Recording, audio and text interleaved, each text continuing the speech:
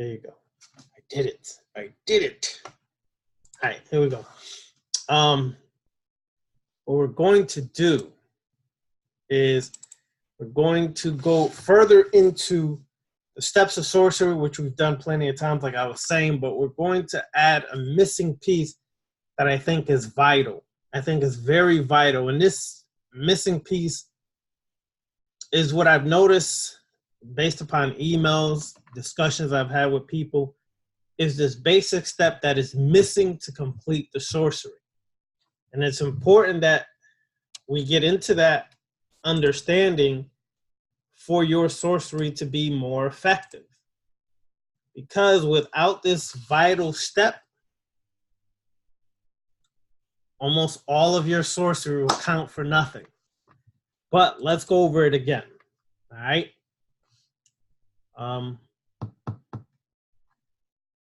It is, let me get to it first. First and foremost, we got to understand that there is some key elements that you should be familiar with when you do your sorcery. And it's important that we always go over this because I believe through day-to-day events, life events, we tend to forget that. So what I'm going to do is I'm going to go over these again as quickly as possible, then get into the meat of it all. Give me a second.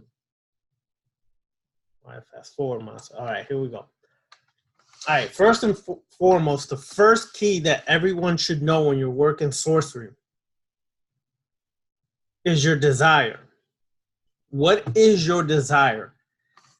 Your passion, your desire, your goal, your intention. What is it?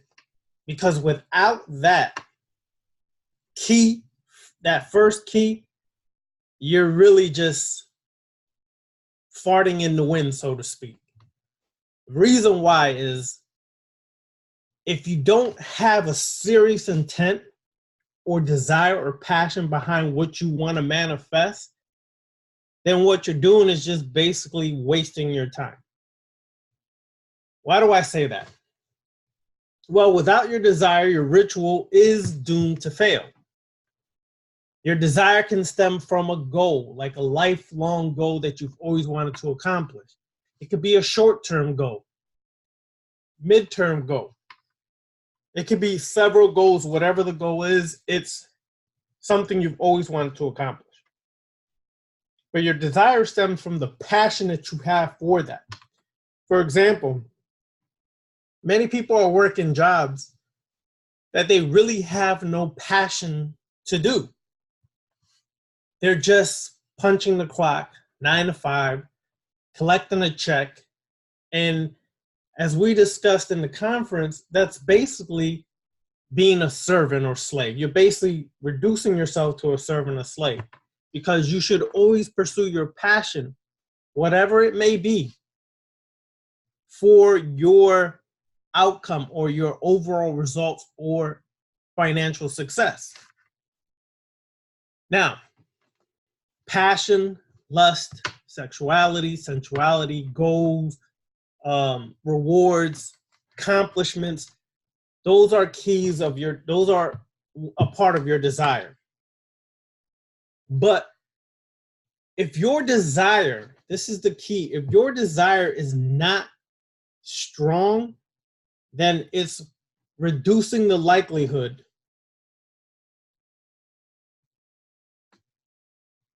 it reduces the likelihood of you getting what you want. And what I mean by desire should be strong, your desire should be so strong that if you don't achieve the result of that desire, it can actually cause you physical pain, emotional pain, spiritual pain, mental pain. It should be that strong that if you don't accomplish it, it just keeps building up with this level of frustration and just straight higher level of pain. In so many words, pain. It should be that strong for what you want so that when you eventually released that passion, that desire, you release it outward, it's almost like having the best orgasm of your life. Multiple 1,000,001 orgasms back to back to back. That's how strong your desire should be for what you want.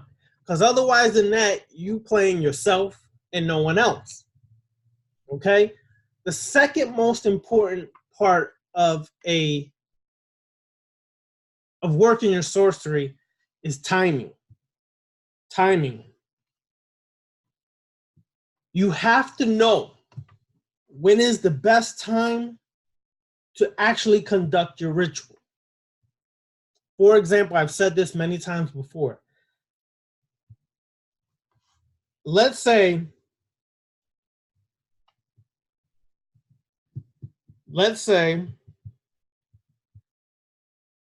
that you're seeking a raise at your job because you've been there 5, 6, 7, 8 years.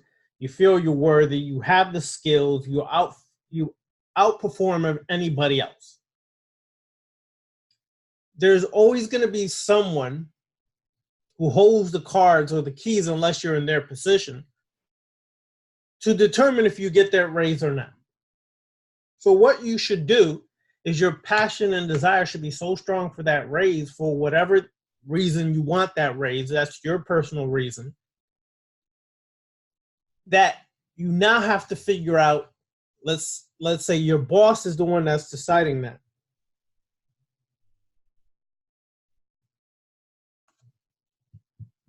Okay? So your boss is the one who decides. What time does your boss go to sleep? Now, unless you personally hang out with this person, it's going to be hard to determine, but you do know that your boss gets to work at 9 o'clock, let's say, 8 o'clock, let's say. So you do know that somewhere between 3 a.m. or 4 a.m., between 3 or 4 to 5 or 6 or whatever, that individual most likely would be asleep. So that is the time that your lazy ass should get up between 4 and 6 to do a ritual, even if it's just to plant the seed or that thought in your boss's mind that I want this raise because I deserve it and I am worthy. If you know that time frame, get your butt up, do the ritual, you could go to sleep right after. But why is that important? Because at that time is when the subconscious mind and unconscious mind tend to rule or govern your existence, because the conscious mind is now basically asleep. And usually around that time, you're reaching a dream state. So you, if you know how to work your sorcery, can actually plant that thought in their mind at that particular time for you to get the raise you seek. So you should have perfect timing. Perfect timing. It's important. It's important that you understand that, and it's important that you understand why it's done in the evening or in the after midnight or 2 or 3 when it's dark. Because this is when the mind is more easily influenced.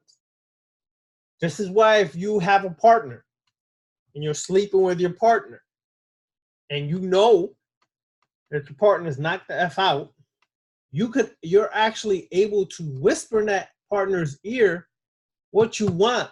Test this now. I want y'all to test this. If you have a partner, okay, tonight, whisper in their ear any random thing. It doesn't have to be something deep. Anything random, and then see how long it takes them to repeat that to you when they wake up or after they've been awake for a while. Practice that. Try it. You may have to do it 2 or 3 times till you get the real hang of it, but you'll see how you easily can influence a person's mind when they're in that state, that time frame, if you whisper in their ear.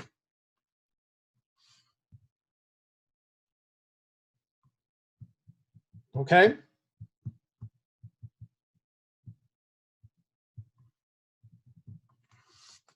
So, second key is timing. Imagery. Imagery. It is important that you use imagery in your sorcery. Okay? Whatever it is, use it. Let's say you desire a nice house. The key is in your imagery, you have to be as detailed as possible. You just can't be like, okay, I want a nice house. And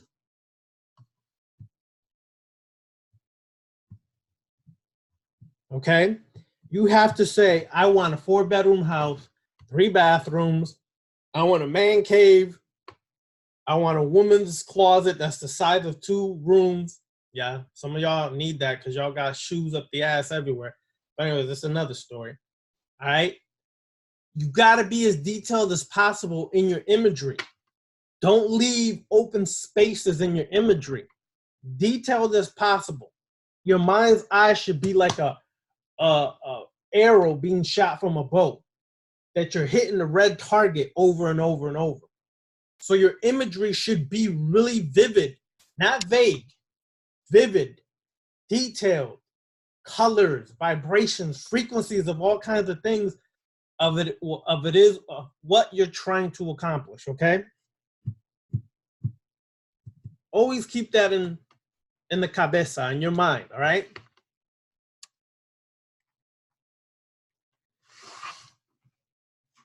The fourth key is direction.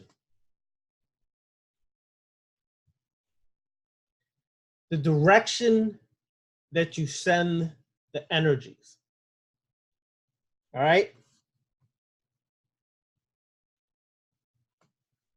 In other words, if you know that you're in, let's say, Denver, Colorado, you know you live in a certain part of the town, and whatever goal or target or whatever target you're trying to reach out to get something accomplished, you know they live on the east side of town, whatever the case is. Your ritual, when you release this desire and passion, you should be facing in the direction that they live. So you might have to do a little homework to accomplish this feat, but it's well worth it if you understand why. Okay? A lot of times people send out their energy when they're doing a ritual and they just send it out haphazardly to all different levels. Well, see, that's kind of like missing the point, because it's kind of diluting the energy or making it weaker, when if you have pinpointed accuracy or direction of where you're sending it to, it's more effective. All right? Keep that in mind. Keep that in mind. You have to know what direction you're sending your energies to. Don't just freestyle this thing and then say, oh, gee, I wonder why it didn't happen. I'm so upset. Well, damn. You might have sent it the wrong place. But that's on us as individuals to do our homework for something like that. The fifth key, be realistic. Be realistic in your goals. What I mean by that is, you want $1 million, but you work in a $10 an hour job. The likelihood of you hitting the lotto is smaller and is a very small percentage. Doesn't mean that doesn't mean you won't hit it if you keep doing the ritual over and over, but it's still small percentage. Being realistic is, okay, I need $10,000. So whatever I am presently doing in that area or that part of my life am I able to obtain, one, $10,000, two, or the opportunity to connect with individuals that through them I have the power to obtain $10,000. Like, for example, when I do something like that, I wouldn't say I want $10,000. I say I open up the doors and magnetize myself to draw into me or connect people to me who can help me network, connect with, or financially open doors for the opportunity to get $10,000. It's a lot different than just saying $2 million. Then if I say I'm opening the door to connect, to network, to meet the people who can through that networking connect me with the opportunities to gain that $10,000. You'll be really amazed how that happens a lot smoother than just saying $2 million. All right? You got to be realistic in your sorcery. If your income right now level is not that of $2 million, be realistic as to something that's easily more attainable. Okay? Until you build up, then you can get to that point, into that level. I'm only sharing from experience. Through doing real estate investment and stuff like that, I had to start small, not start big and then come small. I had to start small, raise up to be big because of the experiences and things of that nature. Now I draw more into my existence when I do that. All right? So keep these things in mind as you work your sorcery. But all that shit that I just said really would not count for anything if you do not do this one last step. The missing key or the lost element of ritual work is action. People will say, I did a ritual to get a job. And then I asked them, well, how many jobs did you apply to? And they say none. I'm going to look at their ass like they're crazy. How the hell are you going to get a job and you never applied to a job? What the hell world are you living in? The lost element that many of us forget in ritual work is action. You've done the spiritual part through the ritual. You're now missing the physical part. See, we get spooked out because we get super spiritual and righteous and roly and I'm so deep and dark and divine crap. But we forget I still have a responsibility in my physical existence to take the steps to make that ritual a reality. So if I need a job, you best do the physical part and apply your ass off to these jobs. Stop waiting for a job to come to you. That's like waiting for Jesus to come back, and homeboy is not coming back because he never was real. So if you don't take the action, your results are half or 50% chance of really coming into reality. 50% chance of it really coming into reality. Sorry if this may hurt people's feelings who feel they're so super strong in their ritual work and sorcery, but unless you take that physical action, sorry, homeboy, homegirl, it ain't happening like that.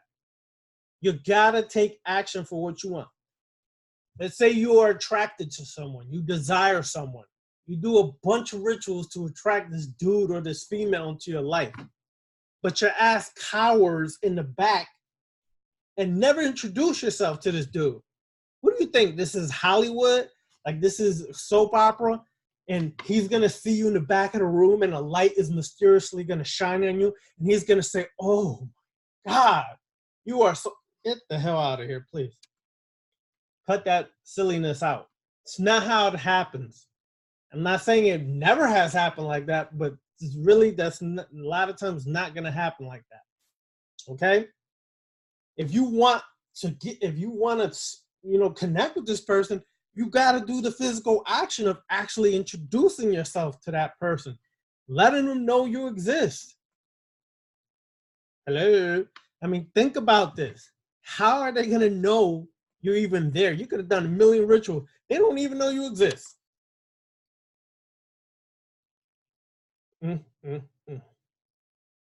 Action is necessary. For everything you do in sorcery, its action is necessary. For shadow work, for walking on the left-hand path, it's even more important that you take action. What do I mean by that? You could do all the rituals you want on yourself, but if you don't take action once something comes to the surface, then all you accomplished was it coming to the surface. And just as quickly as it came to the surface, if you don't take action when it's there, it's as quickly as it'll go right back down and buried to where it was before, or even deeper now. When it rises, confront the damn thing. If you did a ritual and all of a sudden something came up and you realize as a man you're a womanizer, yo, you gotta confront that right then and there as it comes up. Write it down somewhere and then start to create a ritual to confront that part of yourself. If you don't, then the likelihood is that's going to repress itself or suppress itself again. And then when you have the golden opportunity to do some work that would really have risen you up to another level, allowing you to master more of yourself, you let it go. I was too scared, or I was distracted, or whatever the excuses are we make as people. We gotta stop that and realize I must take action. In this shadow work class that we're gonna take, y'all will understand what I mean by that, because the work is going to lead you to have to do that. There ain't no more, I'm gonna do that tomorrow kind of thing. No, sorry. There ain't no putting stuff off to tomorrow. You either do it then, or you're gonna miss a golden opportunity for your growth. And what is most important of all the sorcery that we work is mastering self. Because once you open the doors to truly getting into your unconscious and subconscious mind, all the things that you have been programmed with, all the blockages, obstacles, all of the trauma, all of these things that are buried there are now released, confronted, and either you take it because you can transmute it to something that's beneficial, or completely destroyed so it would never affect you again. Once you do that, then all the things you're doing rituals for now is going to automatically happen. All the money you've been seeking is going to come into your life, because now there's nothing blocking you from receiving that. There's no self-created issues or program issues there to block the flow of what naturally is yours. There's nothing to stop you from getting everything you want. Okay? Nothing can stop you from that but yourself. And action is the utmost of importance in everything you do. On this path, the left-hand path, as we call it, sure, it's fun to do rituals for money. It's fun to do sex magic. It's fun to do all these things. But the ultimate goal is to become a god unto yourself. The ultimate goal is to be the master over yourself. What is more powerful than focusing your energy on yourself? Focusing your rituals on yourself. You don't have to believe myself or Brother Beniti that if you do this, these things will start coming to you, prove it to yourself. Take the action, and you'll see for yourself that this is in fact what will start happening. But let me tell you what happens when these things occur. As these things come to the surface, some of it is so hard to deal with that we refuse to take action. I'll give you an example. In your work, you may find out that it's your very mate, your partner, your wife, your husband, girlfriend, boyfriend, partner, whatever, that is one of the main detriments to your growth. But you don't take action. You'll make every excuse to stay with that individual because, one, you're comfortable. I'm like super comfortable now, although the sex sucks between you two, although there's no chemistry left, although you guys ain't even really friends anymore, and you still stay there because you're comfortable. Oh, we stay there because of the kids, which people think is a benefit to the kids. In actuality, sometimes it hurts the kids because the kids can sense there's no love there. The kids can see and feel that, and it starts causing issues within themselves. So people make up all these excuses not to do something about it. Okay? But every ritual you do, something about that keeps coming up. Hello? It's obviously telling you you must take action. Because this is one of the things that are holding you back from your growth. But you're not doing something about it. And I've heard these excuses for years from people. And you see these people, and guess what? They're even more miserable than they were the last time I saw them 2-3 years ago, whatever the case may be. They're even more miserable now. Because they didn't do something about it when it came to the surface. They pushed it back down. Now they're with this idiot for several more years that's just consuming them and just sucking them dry, just making you a zombie in that relationship. You're losing your identity. You're losing who you are. You're becoming more like what they want you to be and not who you should be. All because you refuse to take action. Not only that, but when you work the left-hand path, what else happens? See, antinomianism, forgive me if I butcher the pronunciation of the word, because that's one of them words that I just mess up sometimes. Is basically the act in itself is confronting all of your taboos, all of your restrictions, all of your programming, all the things that has caged you today. And when you start to work this, stuff is going to come up out of you that you never knew existed. You really want to know? And myself and Beniti were asked this before. You really want to know how you know you're really getting results from doing this sorcery, these rituals, and walking this path? Is when stuff comes out of you that shocks the living crap out of you that you never knew existed. Some stuff might come out of you and you realize, yo, I freaking think midgets are sexy. I'm just saying. That's your thing, and that comes out of you, you're gonna have to confront it. You do realize that. It's like, oh shit, that came up out of me. Oh, now what happens is people run from that and they try to bury it again, even worse. No, it came up now.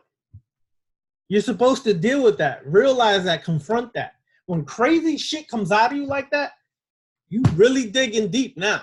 I'm telling you from experience, when the craziest stuff comes up out of you, you are now really doing some work. All the other stuff is gonna come up. That's common practice. The stuff, the pains, the traumas, childhood issues, things like that is gonna come up. But it's the things that are so buried inside of us because society is programming, because of religious programming, because of morality of society and things of that nature that we're afraid to talk about, these perversions that may pop up that is considered perversions because of society, but may not be to you, you got to deal with that stuff.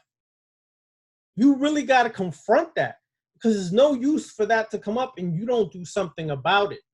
You have to take action in all these things. You might realize you have a toe fetish. You don't know. But all of a sudden you realize, damn, I've been staring at females' toes a lot lately. Who knows? You might be a female who has a fetish for male toes. It's all kinds of stuff out there. And you find yourself looking at dudes' toes all the time. Unfortunately, dudes don't show their toes a lot. But I'm just saying, if you find yourself constantly looking at that stuff, that's something that just came out of you. Embrace it and understand it.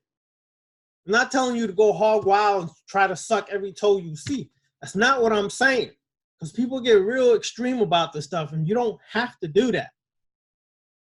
Okay? But don't say I said this, Beniti said that, and he said that. No, screw that. I ain't tell you to go crazy like that. I said confront it, deal with it, embrace it, and understand it. Because there is something in you that is buried. Okay? And when you understand that, yes, sure, I could do all this sorcery for all this stuff outside of myself. But when you really start to understand that the true sorcery is focused within, the true rituals are focused within, you're going to make a vast change, a grand change in your life that is going to shake the very foundation of what you thought you knew. Let me tell you what I tell people all the time who want to get down. And this is for people coming into the shadow work classes. I'm going to say this now, and then I'm going to say it again Thursday. But first, I'm going to give you all a story. Some of y'all may have heard these stories before. These are old stories from the Middle East. Okay? But I'm going to share these stories with you.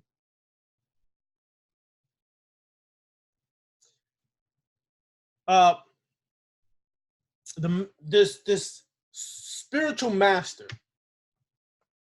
was coming to visit a town. It was Fez or Al Fez in Morocco. And this wealthy man wanted to learn all the knowledge and wisdom that this master possessed. So when the master showed up in town, this businessman approached the master and said, Master, please teach me all the knowledge and wisdom that you know. I'm ready to learn. And the master looked at him and said, are you sure you want to learn? Yes, master, I'll do anything for all the knowledge and wisdom in the world. And the master said, anything, huh? And the guy says, yes, anything. So the master looks at him and says, well, prepare the ceremonial dinner that you offer to a master, and I'll be by your home this evening. So fast forward, the guy prepared the ceremonial meal, and the master knocks on the door. The guy opens the door, the master comes in, he says, Master, be seated. I'm prepared to serve you the ceremonial dinner. Okay? So the master sits down. The guy brings out this lovely food that he had prepared. And then the master takes a cup that he had in his satchel. He took a cup out, and the guy was going to serve him the ceremonial wine. So when the guy goes to pour the ceremonial wine in the chalice or the goblet, he looks and he sees what looks like a bunch of maggots and worms down there. And he says, oh, Master, I can't serve you in that. That's dirty. And the master said, no, it's okay. Pour the wine in there. And then he looks at him, and then he looks at the cup, then looks at the master and says, but Master, I can't serve you in that. That's dirty. The master said, no, it's quite all right. Pour it in there. Then he looks at the cup again, or the chalice, and looks back at the master. Master, how do you how do you think, or what do you think I would look like or be like to serve you in such a dirty vessel? And the master sits back and says, exactly. How do you think you're going to retain all this knowledge and wisdom if you won't empty out all that is put inside your vessel that has made you dirty? All the things you think you know, you won't pour it out. You won't get rid of it. You will just keep it there and try to throw other stuff on top of it. Anybody who comes to the left-hand path wants to do shadow work, I tell them the same thing. Empty out everything you think you know before you start walking this. Because if you're going to bring everything you think you know into this, you are not going to get the results that you are seeking, because you're going to confuse yourself, or you're going to think you're too deep or know too much, and you're going to stop yourself from receiving what you need. This shadow work class is not me for you. It's you for you. I'm sharing from my work, walk, and experience what I feel may help you. Whatever you receive, you still have to personalize that and put your stamp on it for it to really work for you. You have to empty out all the crap you think you know when you start working this path. You have to empty out all the stuff you think you know about magic and sorcery and realize you are in the adversarial path. What we do is not going to be found in Wicca. It's not going to be found in Santeria completely, or Palo, or Voodoo. Voodoo has elements of it. Trust. But not all of it is going to be found there. So you have to understand, I got to leave all this crap out of there that I think I know, that I've practiced or done, and basically erase that from your mind and start from scratch and say, now begins the true work. Because I am an empty canvas, or a blank canvas that is going to be made into a masterpiece. You cannot be made into a masterpiece if there was something already on the canvas and you just trying to throw more stuff on top of it and never got rid of what was there. So realize some of this stuff may conflict with you. That's because you're still wrestling from whatever path you came before. There's so many individuals right now coming into the left-hand path from conscious community. And they're bringing that conscious community mentality into this.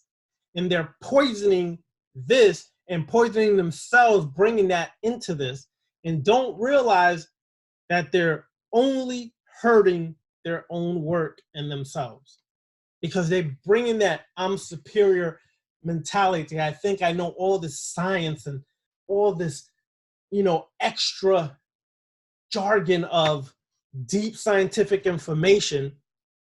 Yet all these conscious people coming in mostly going to tell you about how great we were, the original black man, black woman, or gods, goddesses. We did all this, but 99% of the lectures, they're taking it from a Caucasian man or woman who's a scientist, and they're just throwing a little bit of chocolate on there to make it sound deep. Then they'll tell you it's originally from us, which for them it's hard to prove, because if you're using their lectures or their books and you're coming verbatim mostly from their stuff, I don't care if you say it originally came from us, you're still using it as they wrote it for you. So think about that before you come in here with your high mighty self thinking you know something. You do not know jack when it comes to this path. When I first started really walking this over 10 years ago, prior to that, I was in the conscious community and did Freemasonry and all other kinds of stuff. But for over 10 years, I've been walking left-hand path. I had to erase all that stuff I thought I knew. And I learned the hard way because somebody called me out on that and confronted me on that and showed me that I'm still using that, trying to work this path. So the key element is taking action. That includes erasing the programming of what you think you know and be an empty or blank canvas when you start walking this left-hand path, when you especially start taking these shadow work classes. Please don't bring what you think you know into it. Act like you don't know shit about yourself and you're rediscovering yourself for the first time again. Because that is what it may feel like to some of you all. It may feel like, oh my goodness, I didn't know half of this stuff about myself. Correct, you didn't. Because we buried it. We hid it. We were embarrassed about it. We were put in situations that we wanted to forget about these things about ourselves. But I have news for these spiritual spookies. I have news for these conscious coonisms. I have news for all these people. You're so focused on this right-hand path mentality of the universe and the hyperverse and the spiritual paradigm shifts and the conscious shifts coming next year and all this crap that I've been hearing. You know how many shifts I've lived through? When I first really started learning about a shift was way back in the 90s, early 90s, my friends. Okay, then I heard, oh, another shift in the year 2000. Oh, then there was a shift in 2003. Then there was a shift in 2012. God damn, how many shifts are we going through? And everybody will act like the next day, oh my God, brother and sister, did you feel the shift? I am so different. And you ask them one question. Why is your ass still pop piss broke? Damn, if the shift shifted you so much, you still can't do for yourself, bro? You still can't do for yourself, sister? You still begging me for $5 to get a sandwich? Well, damn, how much did the shift help you? It's a shift every damn 10 years.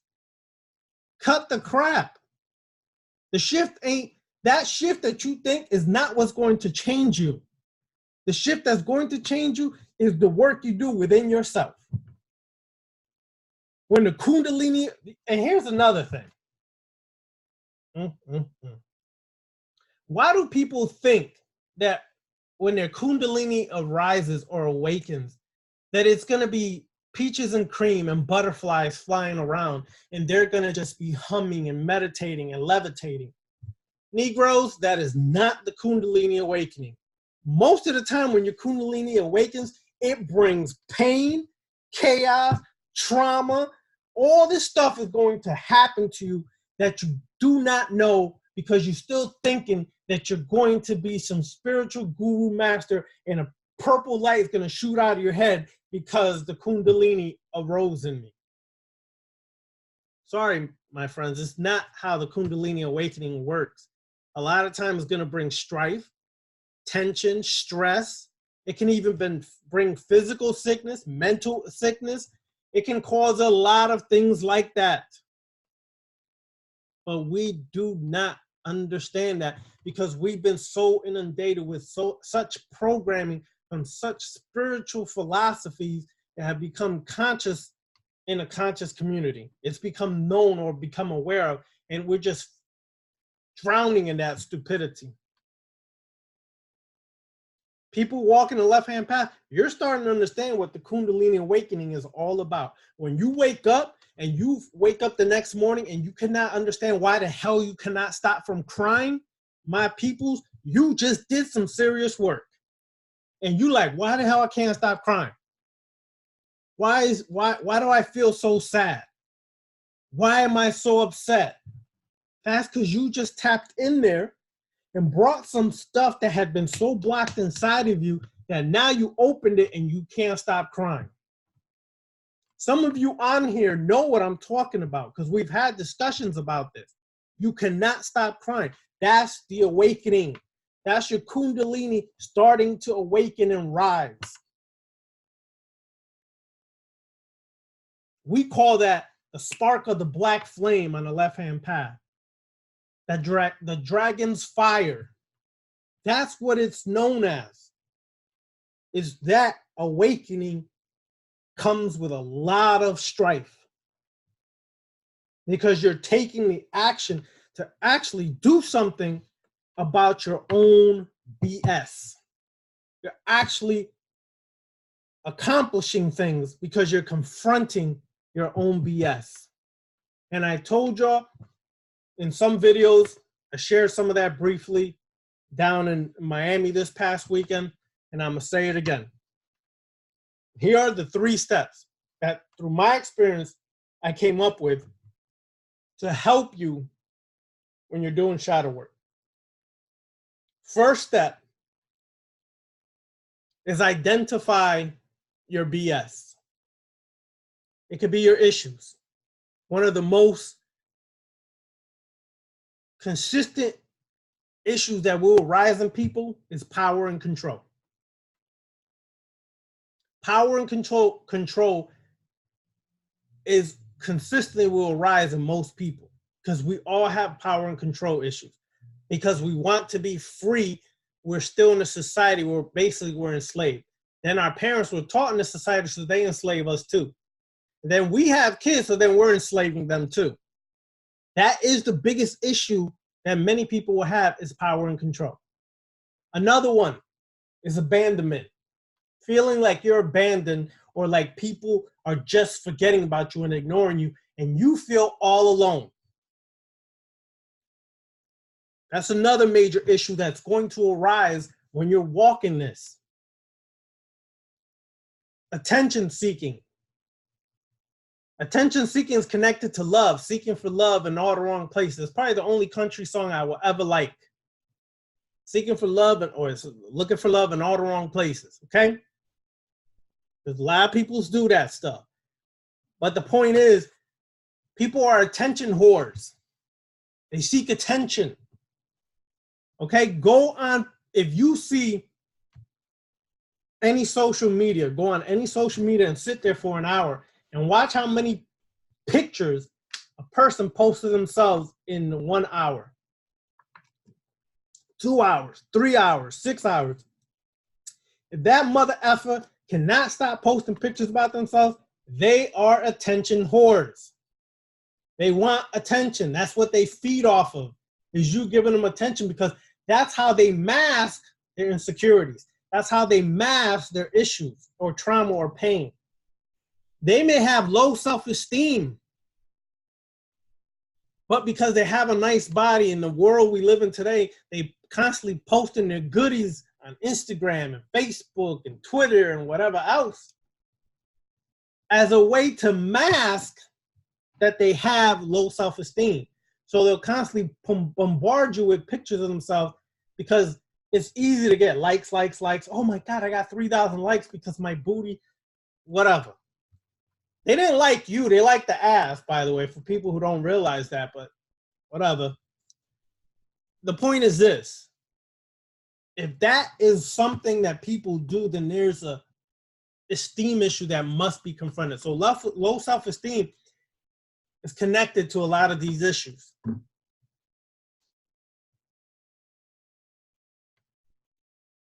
When these things begin to arise, now you've identified it. That's numero uno, 1. You identified it. Now you must confront it. If your issue is attention,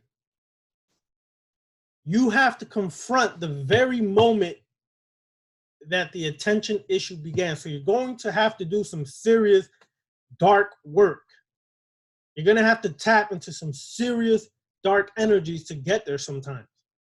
You're going to have to identify when that attention issue first began. It could have been that your mama was baking some cookies and you came in there and you wanted to show your mommy the drawing that you painted, or you drew her, okay? Let me just say it like that, okay? You drew her and you wanted to show her, mommy, look, I drew you. And your mom's so busy baking these cookies where she thinks she's giving you love because she's baking the cookies out of love for y'all. She's not realizing at the same time she's neglecting you. And that one moment where you were neglected the most, when you felt that you needed her attention the most because you were so proud of the work and the love of mommy, look at what I drew you. That one moment began your attention issue. Now you must confront it.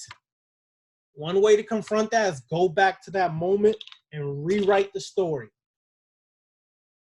Instead of her ignoring you because she was baking cookies out of love for you, rewrite it where she's now turning and facing you and giving you the attention that you wanted at an early age.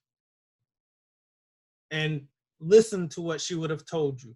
This is where imagery and visualization and imagination is going to be important. That's one way to confront it. And now you have to decide, number 3, is my attention issue something I need to totally destroy or devour because I can transmute it to something that can help me or empower me? You have to decide that. I can't tell you. It's a case-by-case basis, and you have to notice for yourself, about yourself.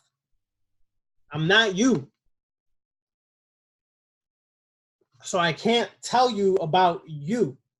I can only tell you about you from what you tell me or what I feel from you. Otherwise than that, don't expect myself and others to go into your mind and say, well, here's the answer to all your, nah, bullshit, because now you're back to religion where you're waiting for the pastor, preacher, reverend, Jesus, Allah, Yahweh, Jehovah, prophets, this, that, whatever, to tell you what you should do about yourself.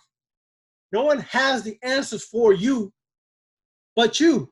So this shadow work class is prepared to help you through the ritual work and the practices to help you answer the questions about you. It ain't me pulling out those questions, it's you pulling it about you because you're taking action, doing some of these things that may benefit you through the ritual work, the practices and exercises. Some people who've taken my classes before understand and know that some of these things are very effective. They've gotten results. For new people coming in, you'll find out. So that's the most important part out of all your ritual work, is taking action. And when you take those 3 steps, identify, confront, and either devour or destroy, you just took action. You just took action for what is most important, yourself. For what you need to do for yourself. You now began to awaken the dragon, which began as a serpent. And as it arises and reaches the pineal, spreads its wings and becomes the dragon. But anyways, enough of me talking. Let's get to some questions here. Hold on, let me take a sip here. All right, I'm gonna begin up here. Where am I? Okay, I'm gonna begin with King Shad, or Shad. Hold on. King Shad, you're first. You there, brother? Yeah, I'm here. All right, any questions, brother? No questions. I'm just excited to get started and, just excited. Ready to do this. So look out for the link for Thursday, but we'll go further into this, all right? All right, I'm on it. All right, brother. Yep. Mel, any questions? You're next. Hold on. I think your phone might be muted. Check again. There you Can you go. hear me? Yep, I can hear you. Yeah, I wanted to know, do we need any books for the class? I'll discuss that on Thursday. Okay? So write that question down and bring it Thursday. All right? All right. All right, cool. Anything else? Yeah, I have another question. Yeah, go ahead. Are we going to discuss anything about like that, in that nature? Like reprogramming the subconscious mind? Yeah, that's when the class is not only geared for you to bring all this stuff up, but once you bring this stuff up, then comes the rituals to actually help you reprogram everything, okay? But the first part is the most difficult part, which is bringing the stuff up. And once we do, y'all all will know personally what it is for yourself, right? And then from there, once you know that, then what? Then comes the rituals to reprogram your mind from all the crap that was there before. All right? All right. All right, bro. All right, Aurora 16. Hi. Hi. No questions for me, but really enjoying the class, so thanks. All right. You're welcome. All right, so my brother, Necrocannon. What's up, brother? Doing good, brother. Just waiting for classes to start so we can all start jumping in and getting down to what we need to so we can master ourselves. No questions because the previous classes. Just glad everybody could attend and just do what you need to do for the work, man. It's beneficial. I'll tell you that firsthand. Appreciate that, brother. Well, And that's Barry White Jr., by the way. You just came with that Barry White smoothness up in here. All right, bro. Appreciate it. all right, man. Anytime. Yep. Demetrius, what's good, brother? Hey,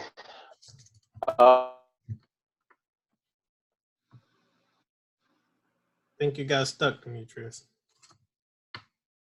fourth kind of hidden one is courage, because it takes courage, especially to confront, because there are a lot of people doing shadow work and things like that. Folks that I've counseled with will say, "Oh, I don't know when it started." Yes, the hell you do. just be courageous and honest about it.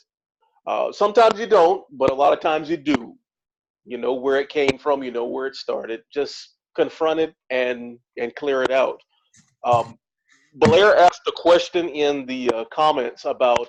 I wanted to answer that if I can. It's Go ahead, brother. on protecting yourself while you sleep. That could be handled a myriad ways, depending on your level. I mean, if you are a ritualist, you can set wards and whatnot however you want to. If you are truly doing this left-hand path thing, you can have demons in the corners of your house, in your room, to protect your room. You could set anything up. I always tell people to have like a stone.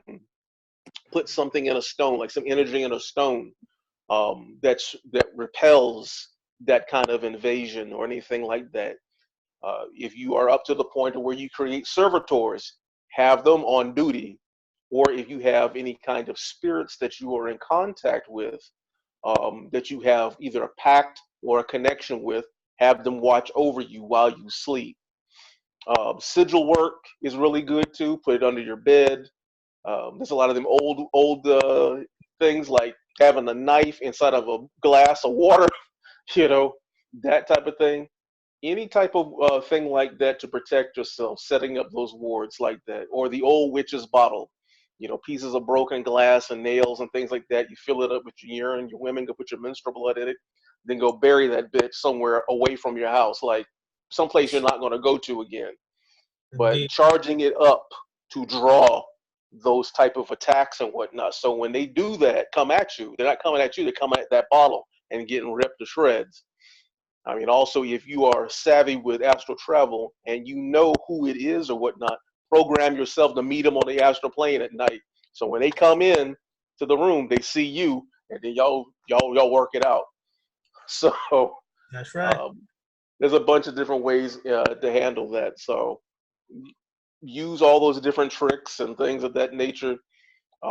Whatever technique works for you, just put something in place. Like brother said, to action is the most powerful part of sorcery. You have all the other steps in place, and yeah, I've known some powerful ritualists, but the action component is huge. You do your spell work and whatnot, door opens up, and you don't walk through it. It was for nothing. That's right. Appreciate that, Demetrius. All right. Thank you. Rose. How are you, Rose? Look at it. Little two fingers popped up. Hi, Rose. Hi, how are you? Good. Any questions? No, I'm just listening to everything as usual, soaking everything up, and excited for Thursday. All right. Appreciate it. Thank you, Rose. Okay. Sith Star. What's going on, my brother? What's up, bro? Look. Ain't nothing cool. Just I'm gonna email you about the classes. All right. Sounds good, brother. All right. All right. Nina Franco, any questions? No, nothing. Nothing? Look like you're smoking out your house. That's something. Anyways.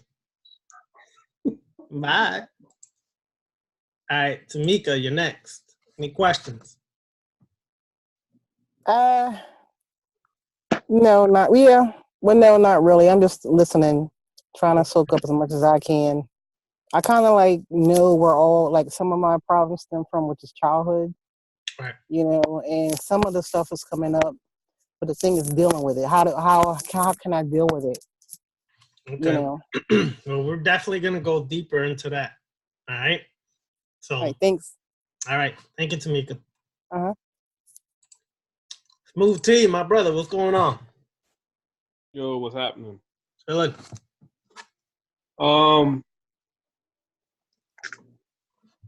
I guess when you do the ritual or rituals and the thoughts start to come up afterwards, you're at work and thoughts come up. As a primal sorcerer, what would you do to confront it right then and there? Like, what would be something that would be effective right then and there where you wouldn't wait until you get home and, you know what I mean? Perfect. That's a good question. All right, let's say an issue of jealousy arose. I'm not saying that's what it is. I'm just saying the issue of jealousy arose at the moment, right? And jealousy was something that you have realized, oh shit, this is something that really affects me, and I don't, have never really paid attention to it. Right. As that's happening in the moment, you have to first say, okay, you identified it. Now you got to confront it. Where does my jealousy come from? You don't got to wait till you get home and say, let me figure out where it came from. You pretty much can figure out in the moment where that shit came from, right? So once you know, okay, let's say it came from childhood issue, right? You were in elementary school and homeboy stole your girl in elementary school. So that's where your jealousy issues began, okay? You don't have to wait, like I said, to go home. You can actually do something about it right then and there and create a ritual in your mind to say, I am not that person, right? And you can take the person, like, for example, the person that made you feel like that, you can create that person to look like you, and I'll tell you why. Because it's not that person that made you feel like that. It's a part of you that was reflecting from that person into you that's already there, and you basically create that image of that person as yourself, and you walk right up to it and chop that head off and say, I no longer will be affected by jealousy. You just did something about it in the moment. Now be careful, because you could some people get so deep in the trance, you actually could walk up to somebody and punch the shit out their ass and not even realize it. Because you could be deep in a trance, and I've seen people do this, like, damn, that nigga's up in a real deep trance, and all of a sudden they start tripping. Yeah, you gotta just make sure that, just walk off a little bit and handle that, because it can unleash powerful energy, you know what I mean? And people gonna be like, what the hell's wrong with him? So, but yeah, that's one way to handle it as it's happening in the moment. Okay. All right? Any other questions, bro? That's it. All right. Appreciate it. Brian Lewis, you next. Hold on, you're still muted. Check your computer or your laptop or your phone. Wait, where'd you go? Okay, you're down here now. Okay, go ahead. Can you hear me? Yeah, I can hear you good now. Okay. They basically asked questions that I was gonna ask. Two of them that they didn't. I know you were speaking about how to empty the cup. Well, just like you guys, I was in the tabernacle since '92. Went through Freemasonry, was raised by Mike Berkeley. Took class, all of that. I got all of this information. Right. So when I'm doing this, partially what I have found out just recently this week, it came out that I still have that connection. Like, I guess from the programming being in the tabernacle, Yeah. that going forward, it's hard to say, man, is this the right thing to do, the wrong thing to do? I found myself struggling with that. Okay. And I traced it all the way back to being in the tabernacle, having to take the orders and so forth, so forth. Right. So when I'm hearing you, because I heard the Sufi story before about emptying the cup, but I guess it's not really clear to a method of how you do that before you jump into this shadow work, because I can easily say I'm not listening or whatnot. I feel you. And I'm happy you asked that, because that programming for being in there so many years has a detrimental effect even years later. Yeah. Okay, I'm going to just give you an example of what I did. Just so you know, this is how I got past that. It's called deconstruction and construction, right? All the old pamphlets, books, all that I had, posters, pictures, I took it, took a knife, sliced it, cut it, ripped it apart, threw it in the garbage, okay? And burnt it. Some of that I burnt, okay? Just burnt it up. As I'm doing it, my mind is going back to that moment and destroying all that was taught to me and all that was holding me. And at that moment, I'm ritualizing, saying, I no longer am held by this. Why? Because the first place, I by my own free will and accord, I actually allowed myself to get into this. You understand?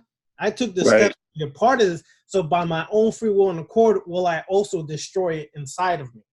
So anything that's still remaining that deals with any of that from the past, any books, any pictures, anything like that that you find or that comes up in your mind, you have to literally destroy it. Just like if you have any physical material, destroy it. I'm just telling you, that will help you immensely, because you will ritualize in the moment like, yo, I'm really getting rid of this, right? Because as when we were in that, the pamphlets and the books was like gold, right? So now that had such a profound effect on you, and you eliminate it, then it's also that what you're destroying to get rid of for good. You understand? So when I did that, I literally, in a matter of minutes, started feeling all that leave me. All that stuff leave me, and I left it all behind. To the point, I don't even think about it. The only time that even crosses my mind is when somebody brings it up. That's how far removed it is from me now. It's when someone brings it up, or one of them knuckleheads tries to hit me up and try to do some, attack me on some BS. And I have nothing to do with that. So why are you even talking to me? You understand, those people? Why are you even trying to come at me? I have nothing to do with you, that, or anything else. I left that so long ago. Stay in your lane. You know what I'm saying? So I felt the release of that. So you have to construct for yourself something that would work like that, that you basically eliminate and destroy for good. And that way no longer holds you or binds you to that. Because what happens, as long as those things are still around, as long as we still have connections to some of those people, is as long as you will always be affected by that. It's almost like you gotta eliminate it completely. Duma and I discussed this before. Duma knows, you know what I'm saying? Because we discussed this. Because Duma was in there for years too, and the effect, how it still can affect you to this day. So I shared with him the same thing. You literally just got to destroy that stuff, and in time you'll see you'll no longer be affected by it. But I know you said you had two questions. So what was the second one? The other one is when certain things come up, and part of the process, you say that we have to confront it.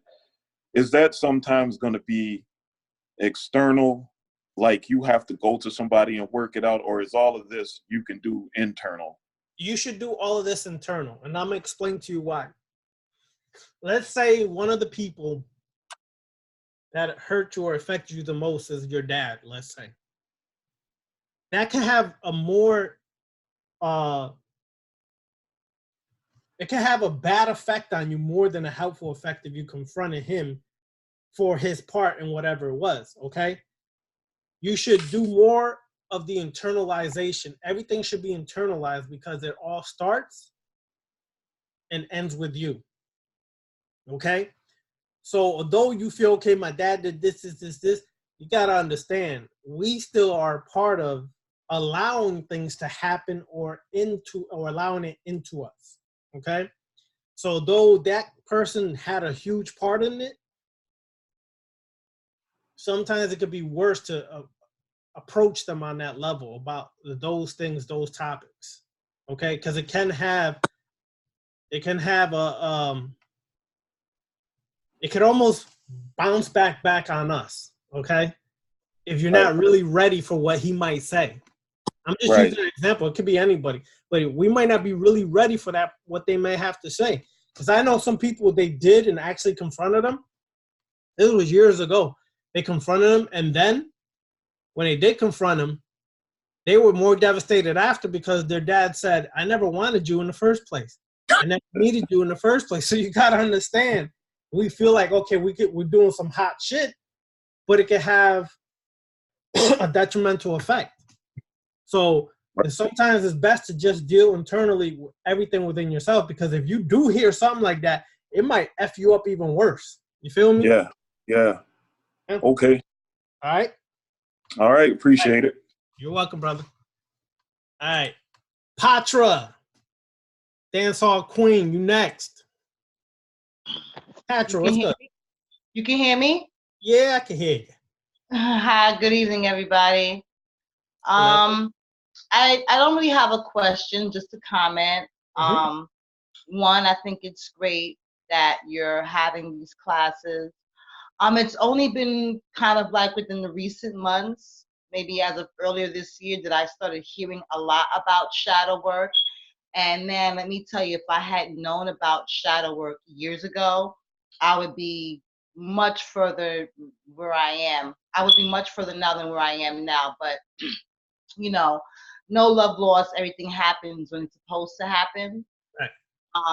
Unfortunately, I missed the deadline on your shadow classes, and only because I couldn't really commit because of my lifestyle without really knowing what dates would be involved ahead of time.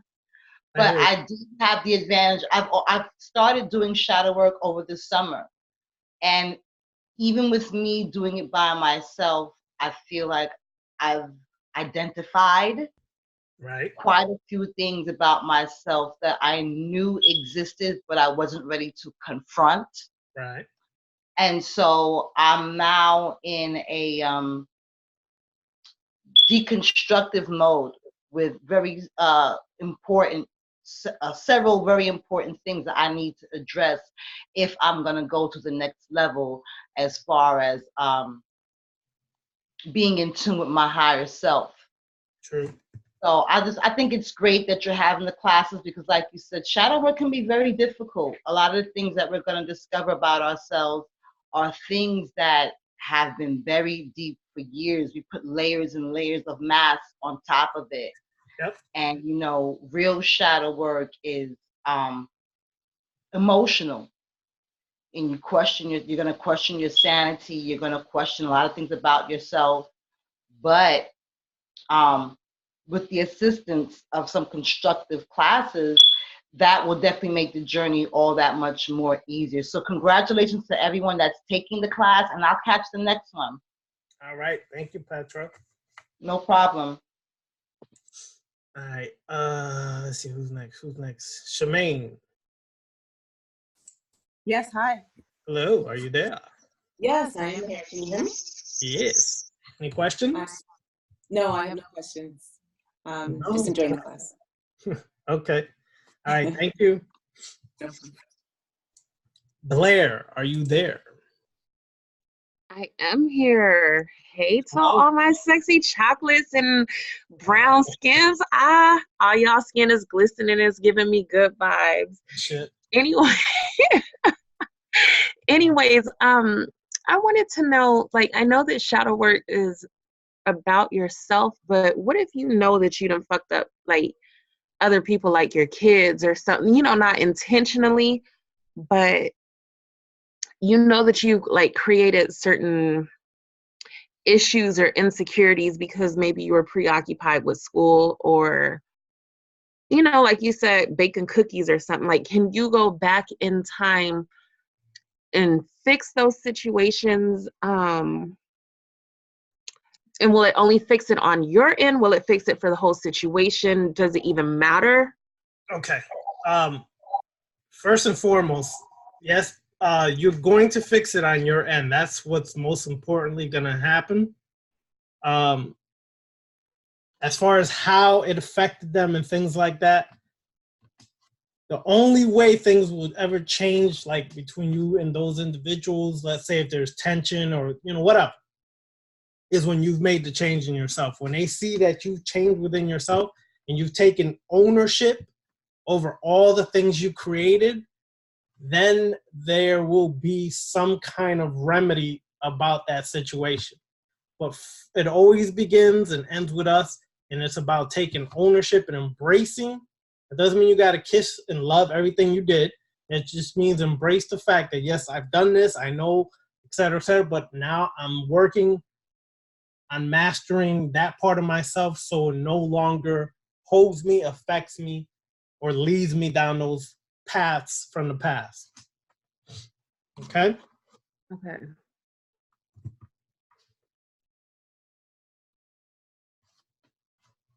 Any other questions?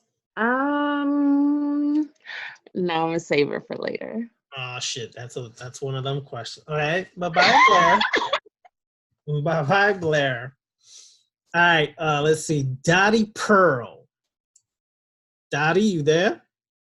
Can you hear me? Yes, I can hear you. Okay, I do have a question. Oh, hello, everybody. Hello. I hope you can't see me because, yeah, I'm not very ready to be seen yet. Okay, well, we can't see you yet. Okay, but my question is, okay, dealing with telepathic communication. Right. It seems that I get very weakened, like sucked dry, to where I faint sometimes by whoever is attacking me. How do I avoid being defeated? You know, in order to continue what I need to get done, you know, do what I need to do. Okay, so let me ask you this. So you feel like someone or something is draining your energy, more or less. Is that what you're saying? Yes. Okay. All right. That deals a lot with vampirism. So one of the things you have to do. Okay, first of all, do you know who it is, or do you think you know who it is? Sometimes, well, because it didn't happen so many times over my life. You know, and then and no, yes and no. Okay. It's different spirits. All right. What I'm gonna do is email me after this, and I'm gonna send you some stuff, because that question that you asked is more something that we need to discuss, like on a private level. Because Okay, trust yeah, me, I that's hear another what. thing. Yeah, Yeah, I tend to put myself in situations like that because I don't know. all right. So yeah, we'll discuss this more. Just email me, and we'll set up a day and time where we can discuss this more. Okay?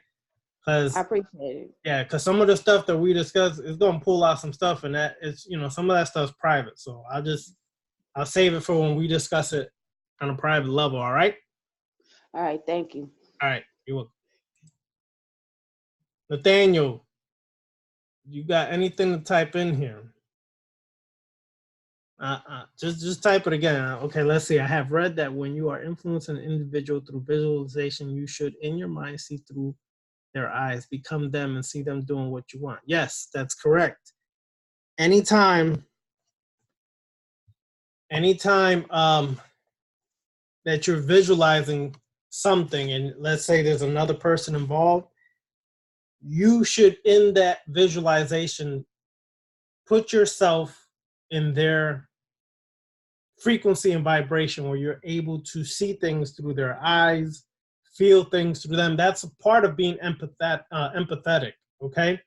But you should do that. Now that's actually going to be in Vampyre class part 2, but I'll just tell you, yes, you're correct in that question and statement. There's a way to do that, and you should be doing that when you do certain visualization skills when it involves someone else. But I'm going to save more of that for Vampyre class part 2. All right? All right, you're welcome. All right, so then it looks like there's a phone here that says Galaxy Note 5. I don't know who it is, but I'm going to check. Galaxy Note 5, is that you? Yeah. All right, any questions? No. No questions? All right. One question that I had was about, are we dealing with the first, I guess you call shell of the clip-off here? Okay, that's say it what again. it seems like to me. The first shell of the clip-off, Lilith? Yes. Is this what we're dealing with here? So are we going to be dealing with other yes, clipper other than the first one? And how far do we go up?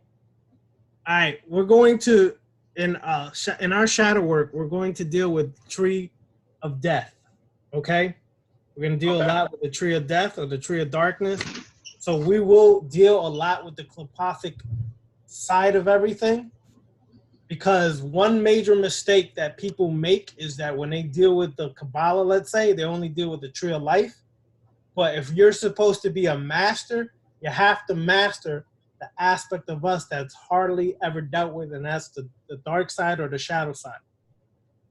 Because of the path we're walking and the work we're doing, yes, we're going to deal a lot with the clip-off and dealing a lot with the shadow work on that side, okay?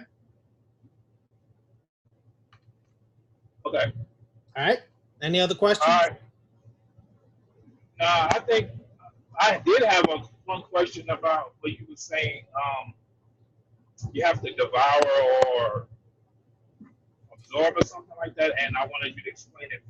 Okay, a little further. All right. Yeah.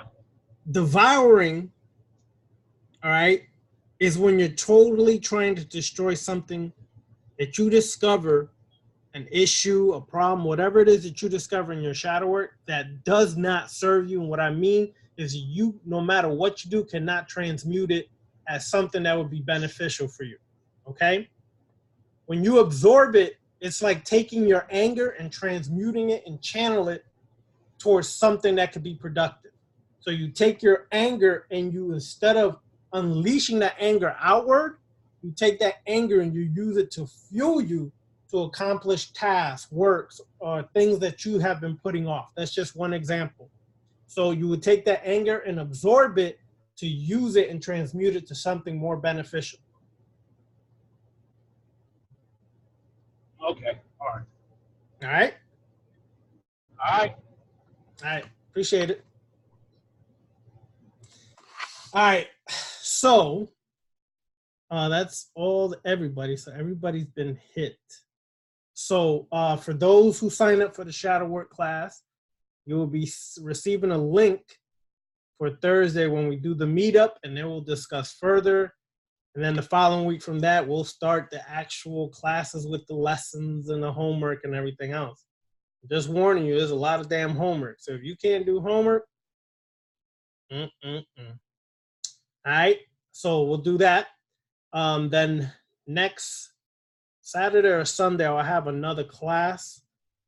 And the class is going to actually be dealing with either the clip-off or demonology. It's one or the other I'll do next Sunday. All right? So with that, I appreciate everybody showing up. All right, I got it. All right, so I appreciate everybody showing up. Dark blessings to everybody. And I'll see some of y'all next Thursday. All right.